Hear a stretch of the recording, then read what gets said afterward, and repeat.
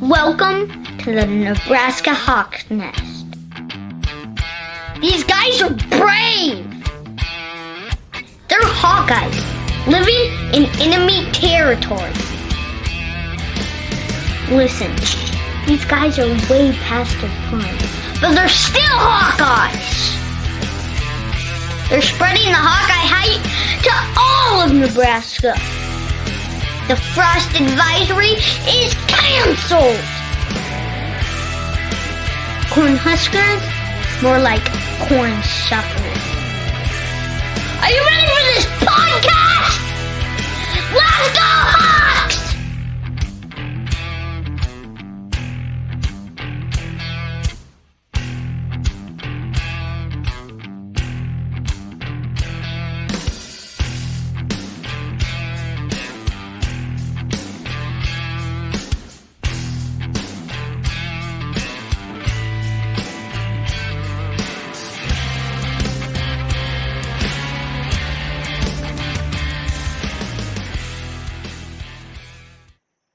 Welcome back to Nebraska Hawk's Nest. I am joined today by the one, the only Hawkeye legend, Pat Angerer. How's it going, man? It's going good, brother. How you doing, man? I appreciate your patience with me trying to get my dumb ass signed up onto this thing. I appreciate it. Technology, it's awesome when it works, and then sometimes it's a more of a pain in the ass than it's worth. So I completely feel you. I just wanted to first touch base with everybody here. Wanted to know what's Pat up to these days, where you're living, and what you're doing for work, and how's the family doing? Yeah, I'm back in the Quad Cities, grew up in that north back, and we live in Davenport. I do mortgages, which I never in a million years thought I'd be doing ever. I got 3 kids, got a 9-year-old, a 6-year-old, and a 3-year-old, 2 boys and a girl. And yeah, pretty much just driving around to practices and tournaments and games and picking up from school and everywhere. It's pretty nuts. It's pretty nuts. The beat on the streets, you're pretty humble about your intelligence and how good you are at your job. But the real deal of it all is you kick the shit out of it and you're awesome at it. Tell us a little bit about that, because that's the vibe we keep getting. We keep hearing that you're getting to be one of the best in the business at what you do. I don't know about that. It's been, since about, obviously since the rates dropped back in last March, it's been pretty insane. So it's, I don't feel like I feel like my brain's mush after this whole year of just complete madness in the mortgage business. Rates have dropped. It's just been nuts. And I assume probably every lender probably feels like that. But yeah, it's fun. I mean, I work at a great place. I work at IH Mississippi Valley Credit Union. I got a good boss, got good coworkers. I work right where I grew up in Bettendorf. So I'm pretty lucky and fortunate, and I got a lot of people that are a lot smarter than me that can read, that help me out quite a bit. See, that's what I'm talking about. You just play like you're not great at it, but then I read an article that somebody wrote about you, how you take your professional job today like you did as a football player, and you're just relentlessly good at it. So that's cool to hear. You always like to hear, former Hawkeye greats being successful once they're done with football, and sounds like things are going pretty damn good for you right now. So like to hear that. But we want to talk a little bit about your upbringing as a child. It sounds like that you had a goal of a future in the military at a young age, with some family influence from that. What were your thoughts on potentially joining the military, and was that really your main goal? Yeah, I mean, and honestly, in my opinion, I thought that was my only option. I grew up in Bettendorf. My dad worked real hard, worked at Alcoa, an aluminum factory, for 30 plus years. We didn't have a lot of money growing up. I'm one of 5. So, my dad worked a lot. We had everything that we needed, but nobody in my family ever graduated from college. So I just, to me, that just wasn't, I don't know, it just wasn't a thing. It wasn't even, I didn't think about it. My brother Nate served in the Marines. My dad was an Army vet. So I just kind of thought that that's what I'd do after high school. Never, ever imagined ever in a million years I would go to college. Ever. Your story in high school is eerily similar, except you ended up being a lot more successful than I was in sports. You weren't really the best student in high school. You weren't really focused, from what I've read and what I've heard. You were just kind of skating through, having a good time, waiting until you got out, and you were planning on joining the military, and then you really got the opportunity that college scouts were taking a look at you, and you're like, heck, this football thing might be a valid option. And you really kicked it into gear after that. Tell us about, when you got that realization where you're like, man, I actually want to go to college and have a chance to play football, and trying to turn that academic situation around. Yeah, it was, we actually, gosh, I think it was like third or fourth game, maybe my junior year, and my coach Matt Drinkle came up to me and he was like, dude, you had 20 tackles last night. I'm like, I did? He's like, yeah, like you should probably fucking try to play like in college. And so I was like, let's go, because he played at Iowa. He's a current coach. He currently coaches at Army, but so he was back. He played at Iowa. He's helping out. So he's like, here, this is how the recruiting process works. I'm gonna go check your transcripts, see where your class rank is, all that shit. So we went to the counselor's office the next day. I was like fucking, I don't know. There was like 10 kids that were worse than me in GPA. It was terrible. So like I literally had to like retake fucking everything and kind of get my shit together. And we sat with with counselors and everybody had made like a game plan. Like, this is the class you have to retake. This is what you have to take now. And it was, it was embarrassing. At the time, you're supposed to be this big, tough linebacker, supposed to be really cool, and you're fucking taking, freshman math because you decided not to show up when you were a freshman. So yeah, it's, and that taught me a valuable lesson. Take care of things right away because you're going to end up paying for it down the road. And yeah, and that kind of opened up, started getting recruited and all that stuff. And it was an interesting realization because really never. Like we talked about, never imagined I would ever be in that position. Didn't have any money. I was never going to go to college. Military was it. And then all of a sudden, you think about it, at 14, you're not going to college, and at fucking 18, you got a full ride. It's life is crazy. What was it like during your recruiting process, talking to the different coaches? And they obviously had to be aware of the GPA situation. From what I read too, you bumped it up quite a bit, like up into like the mid 2-point level or something like that. With the schools that were recruiting you, did they have conversations with you about your academic progress and any worries about whether you could make it at the college level academically? Not really. I mean, I think it was more because you have to pass through the NCAA clearinghouse. And I think at the GPA I got, I had to get like a certain ACT. So I was just basically going to take the ACTs until I got it. Luckily, I was able to get it on the first try. So there was really never that conversation. It was basically like, hey, you're going to get qualified. You're going to figure it out and all that. During your recruitment process, tell me a little bit about the schools that were really hot on you and after you, and what made you eventually decide to go with the University of Iowa? The initial school that recruited me pretty much the hardest would be Iowa State, and Coach McCartney and Coach Ash was I think he was the D coordinator there, I want to say. But I actually really liked them. They were super nice, super cool, super. They liked me. I don't know why, but they did. Then Illinois and not Illinois, but Indiana and Northern Illinois started. They gave me an offer, and I never want to go there, so it really wasn't a deal. And then Iowa offered, and it's like, well, fuck, they're really good. They have Coach Doyle, Coach Farron. It's like it's the best opportunity for me. Yeah, I would have been stupid not to take it, and I'm glad I did.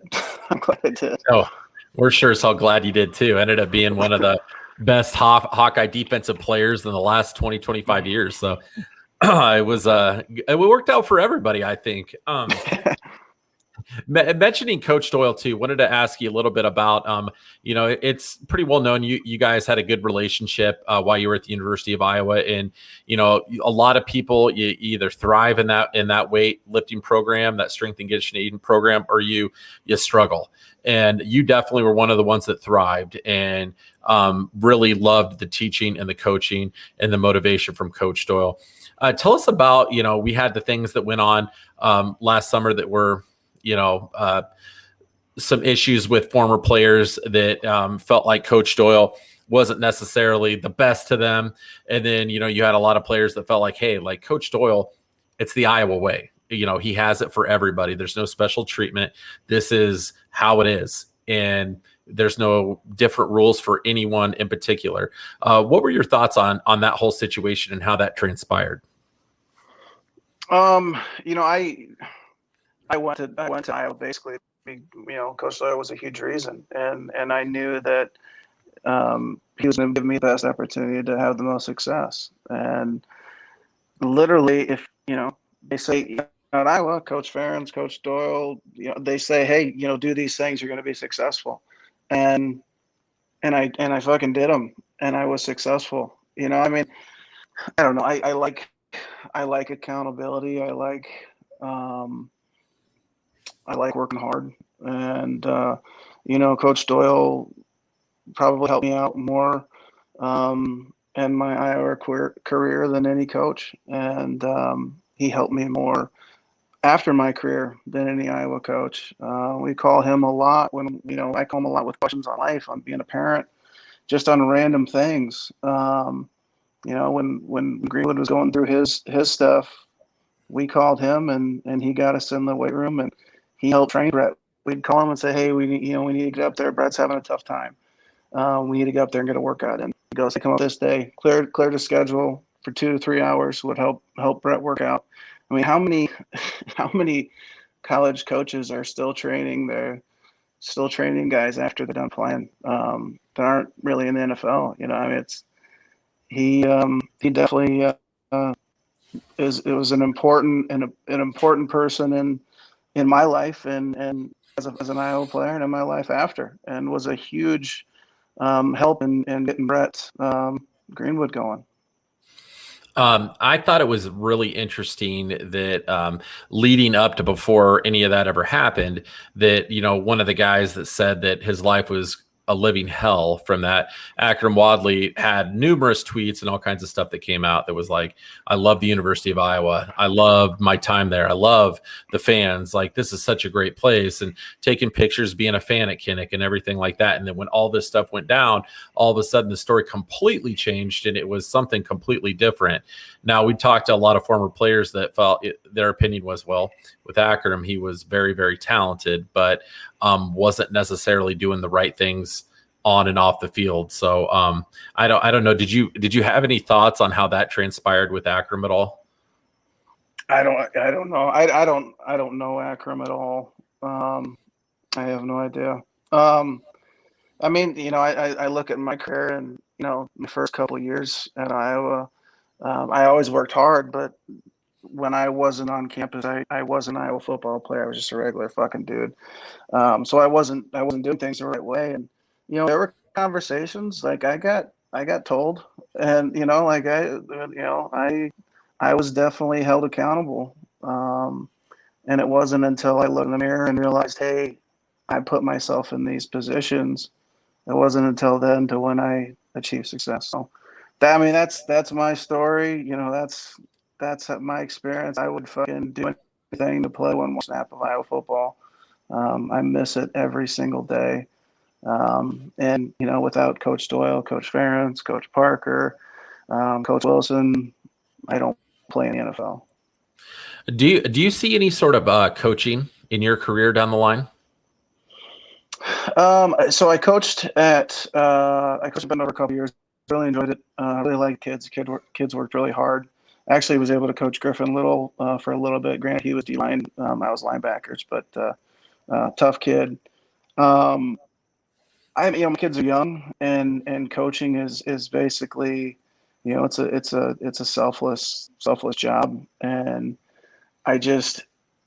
I want to be around my kids. I want to coach my kids. When I get them playing, I train young kids and loved it. Loved being around them, but I was training other people's children, and I wasn't being around mine, and I just felt like I was being selfish. And I want to be around my kids, and I want to train them. I want to teach them not to do the dumb shit that I did. Not to run around blocks, not to be an asshole. Teach them to do that stuff. And I don't know. They won't listen to me though. But I don't know. I would love to. I really would. I really would love to be a coach, but it might be down the road when my kids are older. I want to be around my kids while they want to be around me. In about 5 years, they're not gonna give a fuck what I say or where I'm at. But I want to be around them while they want me to be around them. I think that's a great perspective to have, because once you have that, that time's gone with them, then it's gone forever. And you're able to have the rest of your life to get into coaching, especially once they get up into that high school level. So I could totally see where you're coming from on that. But I think you'd be one hell of a defensive coach. Oh shit! I say that, and I'm gonna walk inside and tell them to get the fuck away from me when they're I'm gonna chew their ass when I go inside. But man, it's I would like to. I don't know. It's just it's a great sport, and the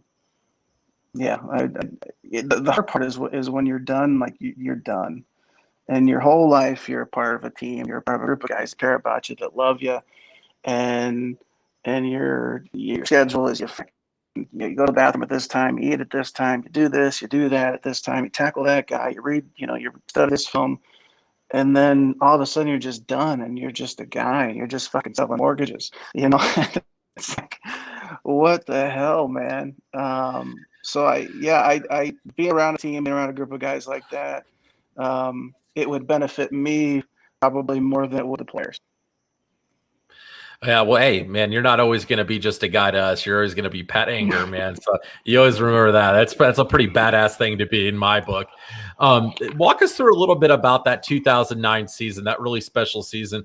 We had Ricky Stanzi on a few weeks ago, and he really got in depth on that, and he gave the majority of the credit to the defense. He's like, if we didn't have the defense that we had, we would not be in the situation that we were in, especially in that Michigan State game. But that last second touchdown pass, that slant to Marvin McNutt, his whole description of that game was we couldn't get it going. We just couldn't get it going. And if it wasn't for the defense, then we wouldn't have even been able to position to win that game. It was all them.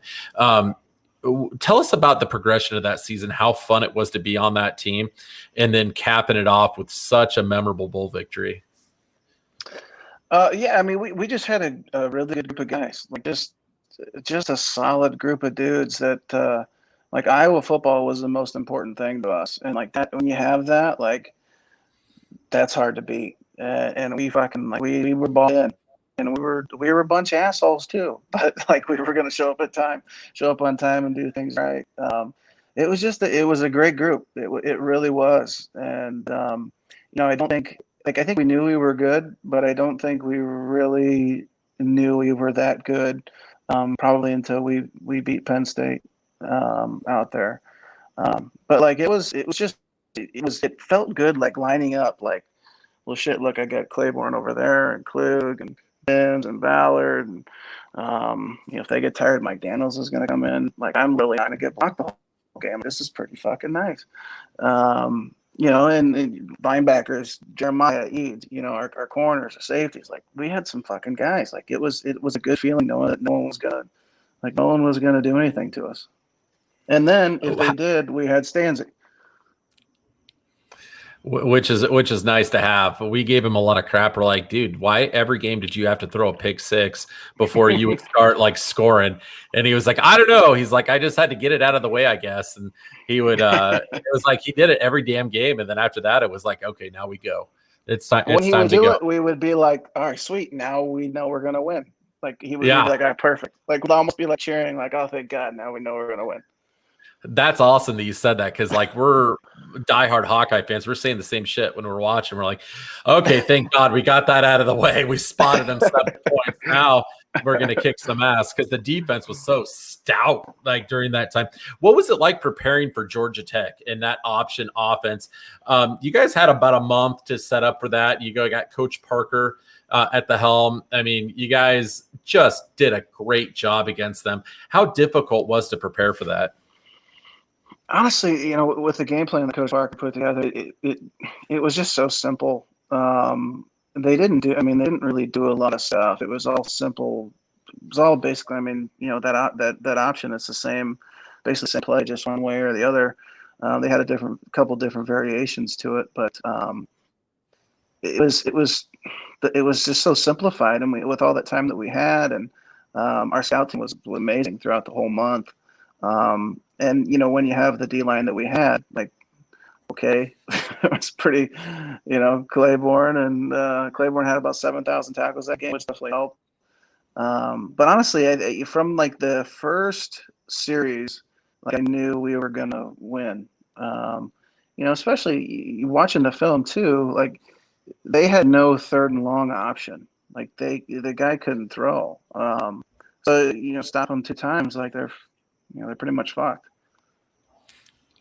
That was great. That's, as a fan watching too, we've kind of felt like, as the game progressed, like even within the first half, it's like you just had a feeling we had their number and we had it figured out, and that you guys on defense, just the way you were moving to the ball and the way you were on it, it seemed like it was just going to happen for us.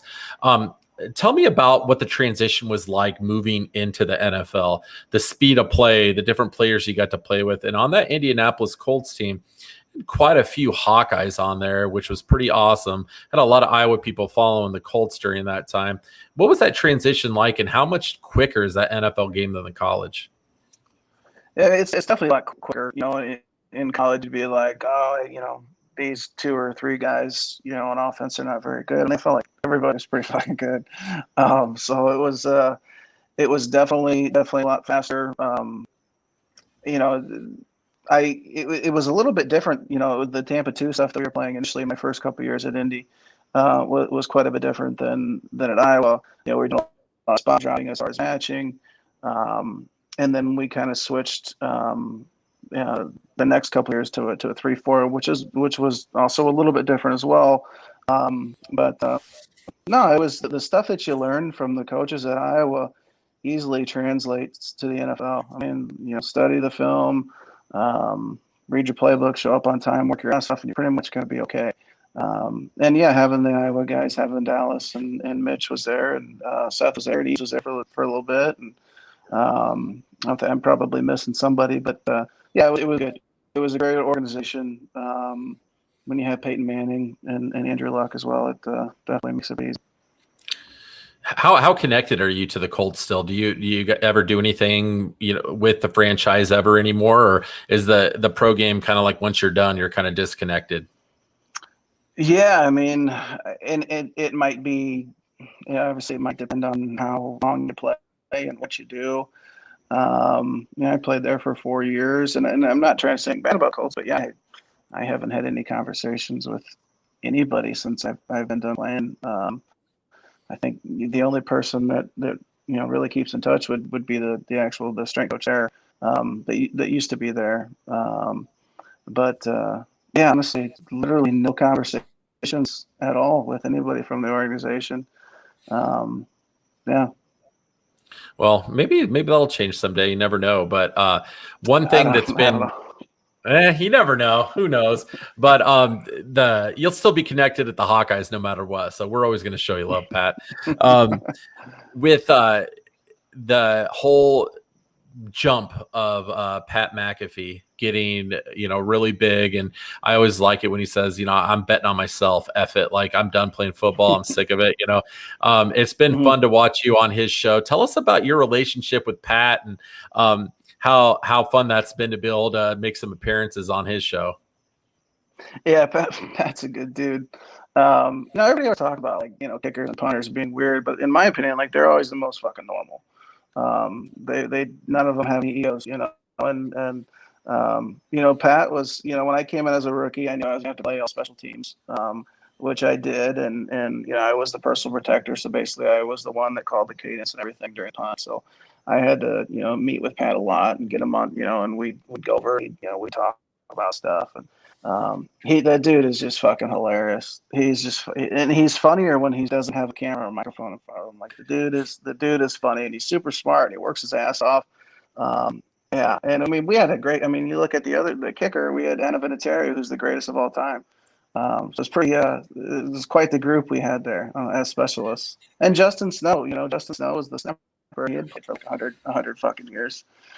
So yeah, I was very lucky. Had a really good group against them.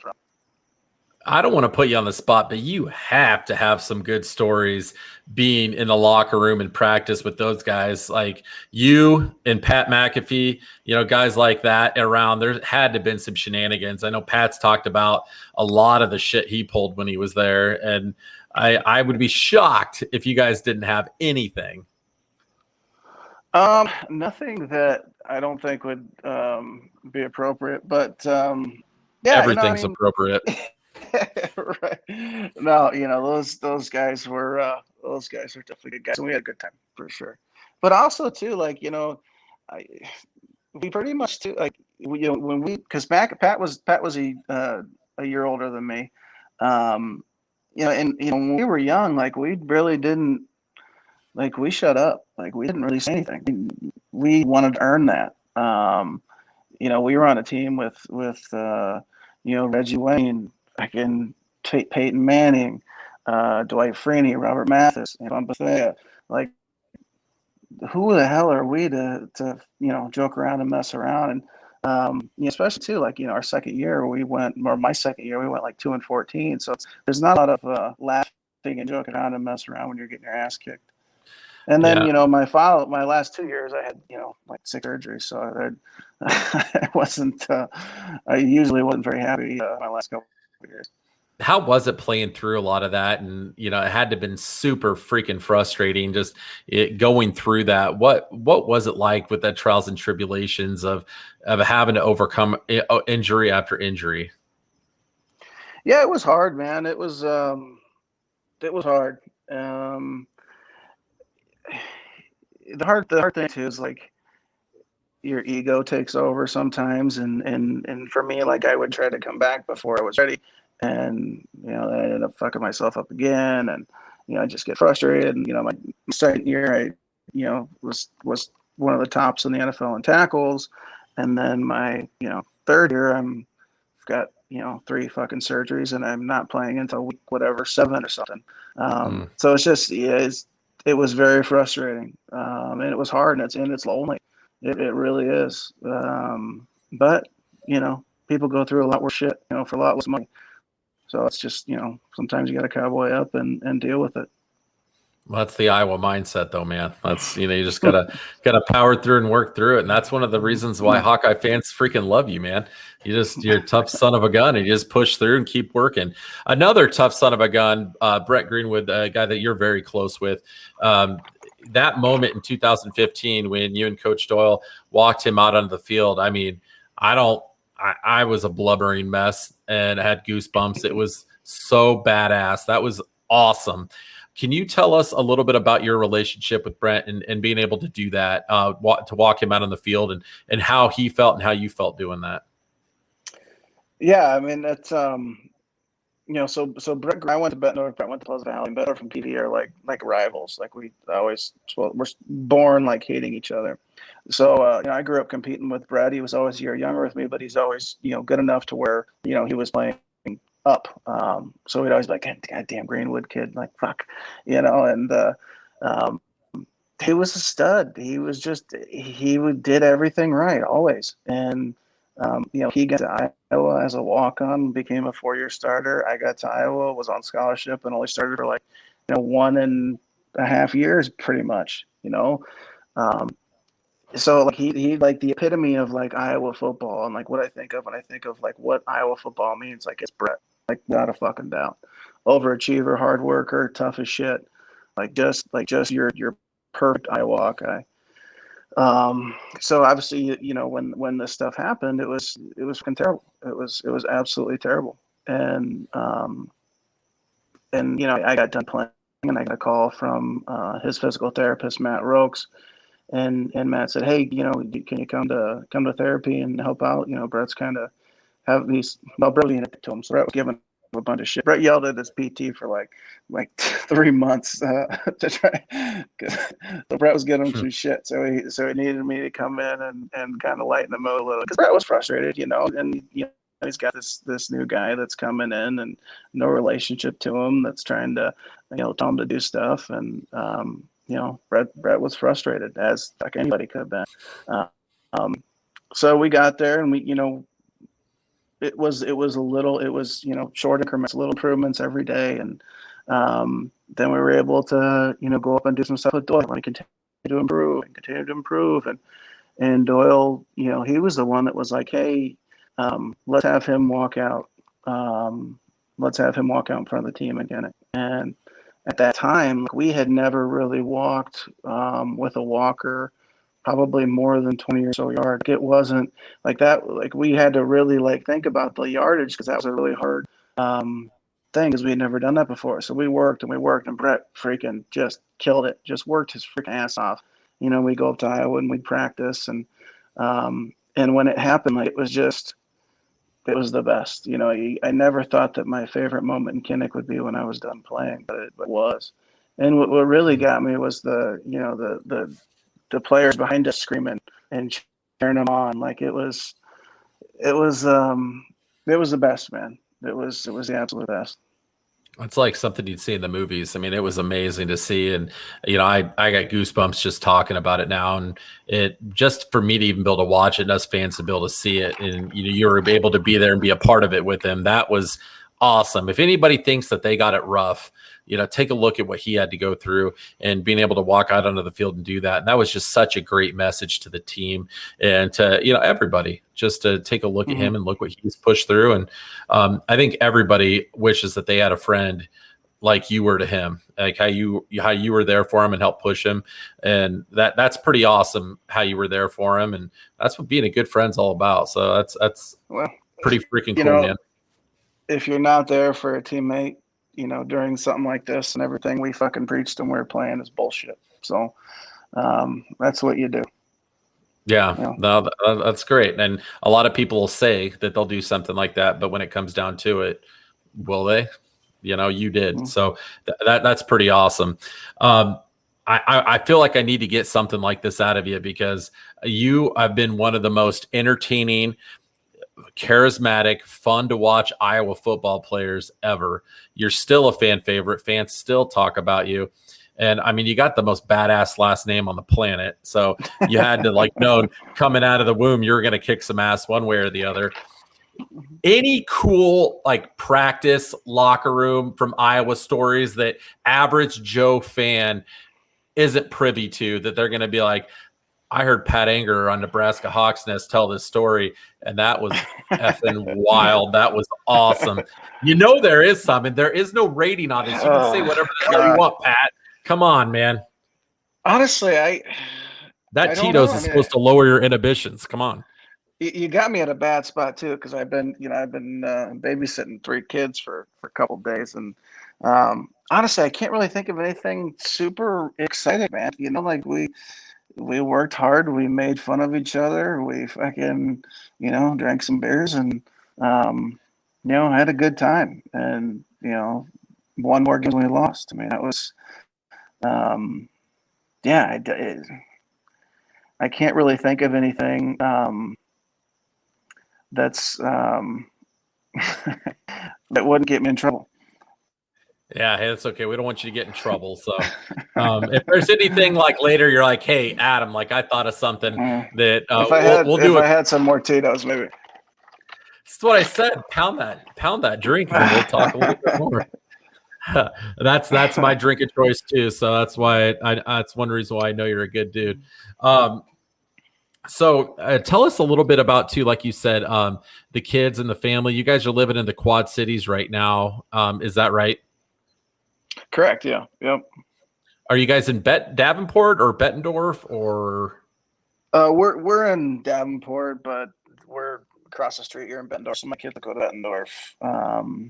They might end up going to North Scott. North Scott's badass now. I don't know. But we no, yeah, though my kids go to Bettendorf. We live in Bettendorf. Yeah, right. So right now, so my boys, they're 9 and 6. They do they do baseball and basketball and wrestling and all the football, all that stuff. So right now we're gearing up for baseball season, and youth baseball is the most insane fucking thing in the world. I don't know how much you know about youth baseball, but it's fucking nuts. People take What that shit happened? seriously. Yeah, it's nuts, man. Youth baseball is nuts. Well, I have a feeling you can match their intensity if need be. So not going to be a whole lot of problem. I don't know. I can't find a care. I just don't care about 9-year-old baseball as much as I probably should. I don't know. They always say that a lot of people that weren't able to achieve their athletic goals deflect that onto their children, and then that's when you start to see a little bit of that ugliness in some of the parents. But you got to remember, at the end of the day, they're just there to have fun and build memories. And obviously, you want your kid to do great and kill it, but you don't want to be that parent that's freaking out and making it about you. Yeah, definitely. Yeah, and that's a hard line as a parent. Is you want them to have fun, you want them to, not stress out about it, but then you also want them to have success and work hard and get better. And that line, like, that's a hard fucking line. And, I look back at like my parents, and they didn't really ever push me in like anything, nothing, like ever.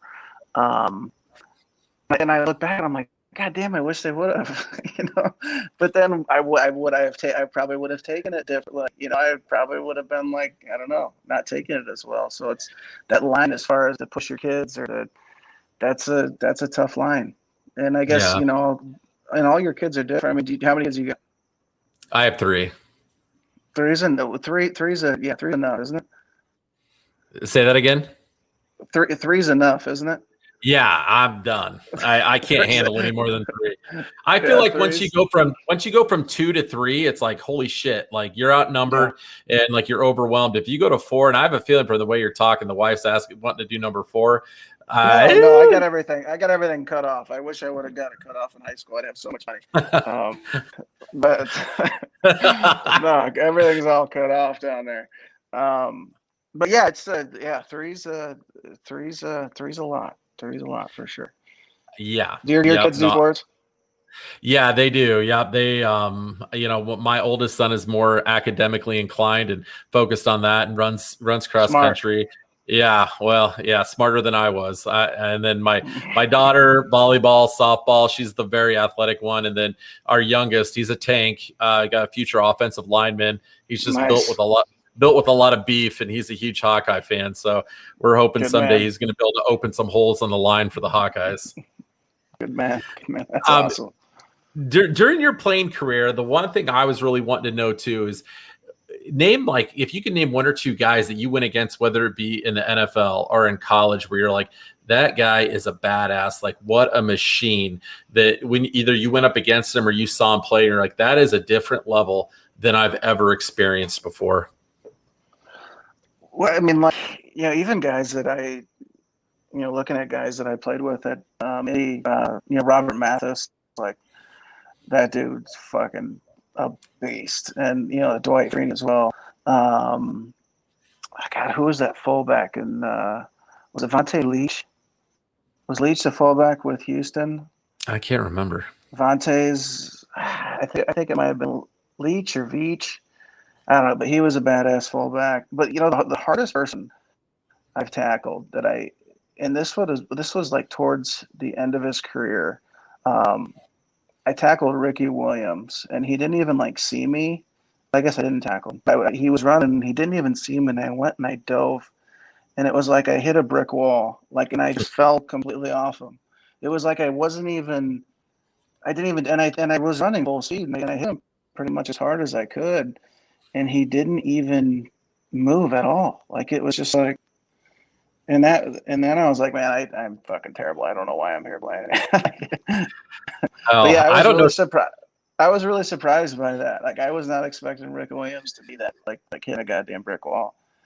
I don't know if you've ever seen I think it was like the ESPN 30 for 30 about him, but I mean, I know, he really struggled with some mental health issues, but that guy is very, very interesting. I just stepping away from football for 2 or 3 years Mhm. and just, he moved out to some tropical area and enrolled in a community college and built like a little cabin in the jungle and just kind of like wanted to be alone and wanted to be left alone because he had such severe anxiety and depression issues. And he's a pretty complex guy when Mhm.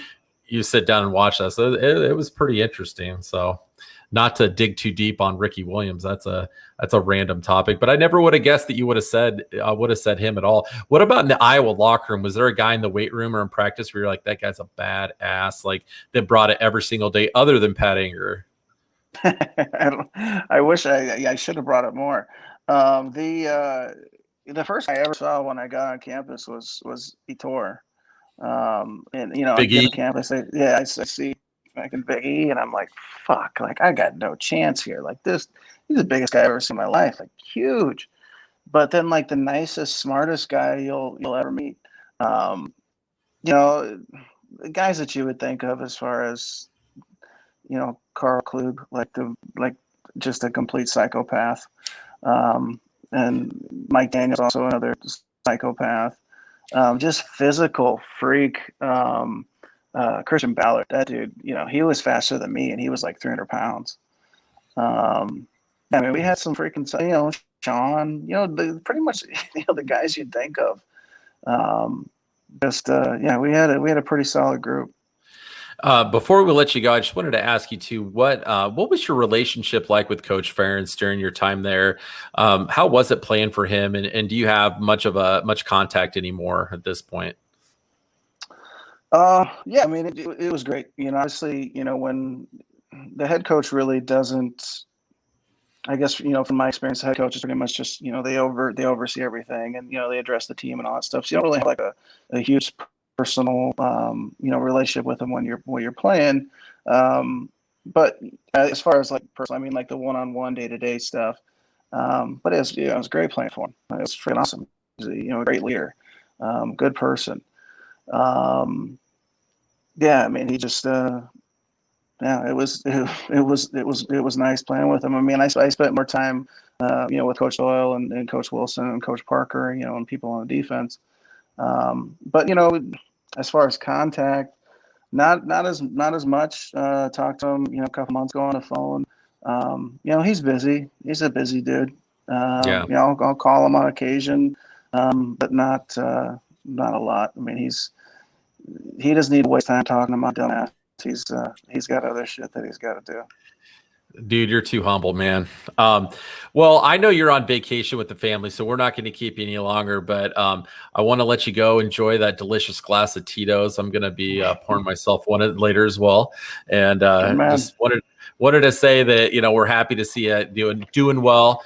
Great to see you, with the family. Everyone's healthy and thriving and doing great in the Quad Cities. And just really wanted to let you know that all of us just freaking loved your time at Iowa when you were out there on the field and watching you play for the Colts. It was a pleasure to watch you play, man. Hey, I appreciate it. I appreciate you taking the time to talk to me. And I know it took like 45 minutes for my dumb ass to figure out how to get on, but hopefully this means that by the time I get back in, my wife's got all the kids asleep. So I can pour another glass of Tito's.